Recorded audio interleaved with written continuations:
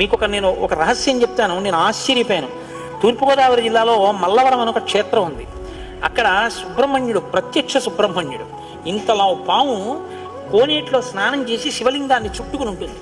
అది పిల్లలు పుట్టని వాళ్ళు వెళ్ళి నమస్కారం చేస్తే పిల్లలు పుట్టారు. డాక్టర్లు పిల్లలు పుట్టారని సర్టిఫై చేసిన వాళ్ళకి పుట్టారు. ముఖ్యమంత్రులు కూడా వెళ్ళారు పీఠాధిపతులు అక్కడికి. ఆ పాము కారణాంతరాల చేత శివలింగానికి తల కొట్టుకుని శరీరం వదిలితే ఇప్పుడు అలాగే ప్రతిష్ఠ చేశారు. అక్కడ నేను ఆశ్చర్యపోయింది ఏంటంటే, నాకు ఆ దేవస్థానం ధర్మకర్త ఒక ఆయన వచ్చి ఒకసారి ఒక మాట చెప్పారు. బిడ్డలు పుట్టరు అని డాక్టర్లు చెప్పేసినటువంటి వాళ్ళు సుబ్రహ్మణ్య షష్ఠి నాడు ఈ దేవాలయం వెనకాల పడుకుంటారు, వచ్చి బోర్లా పడుకుంటారు ఆడవాళ్ళు. వాళ్ళకి కునుకు పడుతుంది, కునుకు పట్టాక లేపేస్తాం.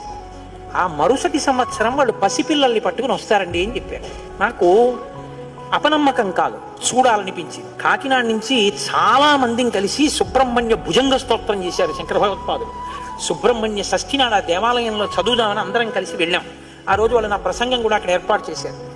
మీరు నమ్మరు, నేను తెల్లబోయానండి.